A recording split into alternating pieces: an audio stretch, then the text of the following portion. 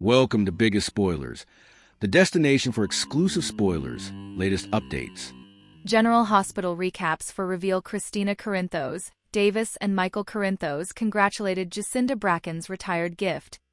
Plus, Curtis Ashford kept Valentin Cassidy's secret, and Brooke Lynn Quartermaine explained to Tracy Quartermaine about the Charlie's Cantina reopening. Kristina and Michael complimented Jacinda's hidden talent as the festivity for the opening night at Charlie's came to a close. Kristina and Michael praised Jacinda for her singing gift. Gio Palmieri and Trina Robinson talked with Emma Scorpio Drake and Kai Taylor about how awful they felt after their performance. Trina mentioned that she had been so anxious about going on stage that she didn't want her family there.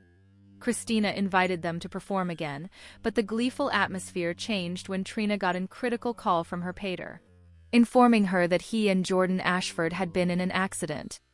Trina and Kai hurried to the sanitarium. Gio talked to Emma about playing his music. Trina and Kai hastened out of Charlie's to head to the sanitarium, and she informed Michael about the accident. He also left Jacinda at the eatery to spend time with Kristina while he went to GH to check on his friend. Gio aloud about how worried he'd been the last time he performed in front of both his parents at the nurser's ball, and told Emma that when he looked at the followership tonight, it was different. The joyous faces of Emma, Brooke Lynn, and Dante Falconeri reminded him of how his mama used to look at him, and he realized how important he missed that. Gio expressed his gratefulness to Emma for her support and stimulant, admitting that he wouldn't have reached that point with Dante and Brooke Lynn without her. Curtis Musketeers and family arrived to support Curtis. Curtis kept Valentin's secret as Elizabeth Baldwin and Lucas Jones treated Jordan in the exigency room. Upset Curtis walked back and forth in the hallway.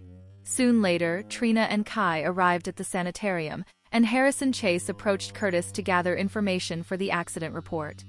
Curtis participated what passed but didn't reveal Valentin had supported him in freeing the jammed door to deliver Jordan. Michael also came to support Curtis. In the examination area, Dr. Andy Park informed Lucas and Elizabeth that Jordan had significant internal bleeding near her single order, challenging immediate surgery. Trina converted Curtis to get checked out. Chase, Michael, Trina, and Kai observed as Curtis told Jordan she was one of the strongest women he knew and prompted her to fight for them. Lucas and Dr. Park also took her to surgery. Latterly, Trina inquired with Elizabeth if a croaker could check on Curtis and converted her father to get examined while they awaited Jordan's return from surgery. As Trina was leading Curtis to the nurse's station, Chase approached and asked Curtis if he flashed back anything about the other vehicle. Curtis shook his head and said it all happened so snappily, but the motorist just kept going and left them before. Isaiah returned to the cabin to learn Portia had been upset when Isaiah Gannon eventually returned to the cabin. Portia Robinson informed him that she had called the sanitarium because he'd been down for a long time. She was upset, and he clarified that he'd visited a private case and apologized for causing her concern, also got back into bed. Shortly later, Portia got a call from Trina, notifying her about Curtis and Jordan's auto accident. When Isaiah proposed they go to the sanitarium, Portia replied that she'd only go if Trina called back and demanded her. She offered to accompany him if he wanted to support Jordan. Isaiah chose not to go to the hospital and disturb Curtis with his presence. Isaiah chose not to do with it, realizing that he didn't want to disturb Curtis with his presence. Portia concurred, allowing it was probably a wise decision, and she couldn't help but jolt at the study of auto accidents. She explained it was because they posed a peril to life every single time someone got behind the wheel. She refocused out that Isaiah had been driving before, and with a shriek, she reflected that it could have just as fluently been him who set up himself in an accident. This putatively inoffensive comment appeared to unhinge Isaiah. Brooke Lynn returned home and explained effects to Tracy about going to Charlie's Cantina. Meanwhile, Brooke Lynn got home and set up Tracy in the living room. Brooke Lynn told her that she had been at Charlie's Cantina, where Gio played the guitar. Tracy was worried that No Bone had informed her, but Brooke Lynn clarified that she only learned about it when Dante Falconeri wasn't there, which Brooke Lynn agreed with. Olivia had been so worried to walk in on Michael with Jacinda in the gatehouse. She had called a family meeting to put a stop to their relationship.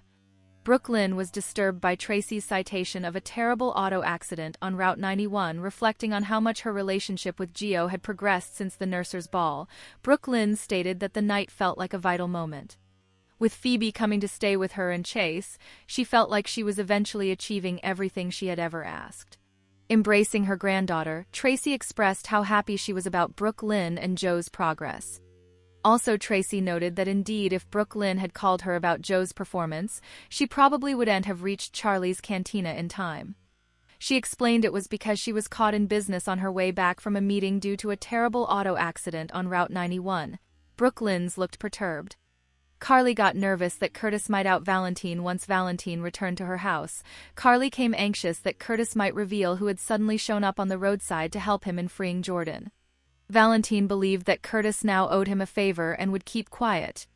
When he suggested they should worry more about whether Charlotte Cassadine and Danny Morgan were connected to the accident, Carly responded that the teens were ignorant of the other crash.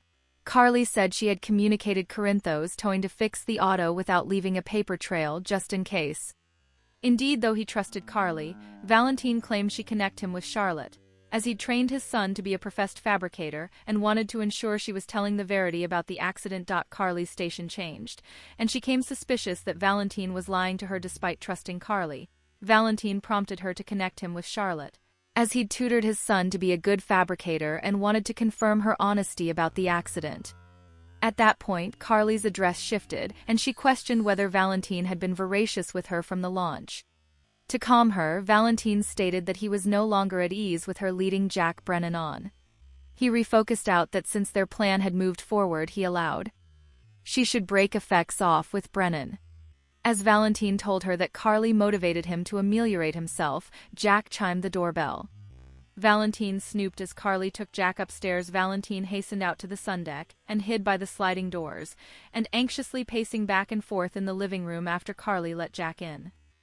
He heeded to everything the two of them argued about, and was greatly disturbed to see them kiss, and Carly lead Jack up the stairs. He indeed tried to listen in from the bottom of the stairs, but ultimately he decided to leave through the aft door.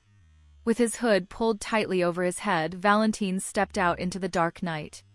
Still, in her bedroom, Carly set up herself glancing down at Jack, and for a transitory moment, she imagined what it would be like if Valentin were there with her rather.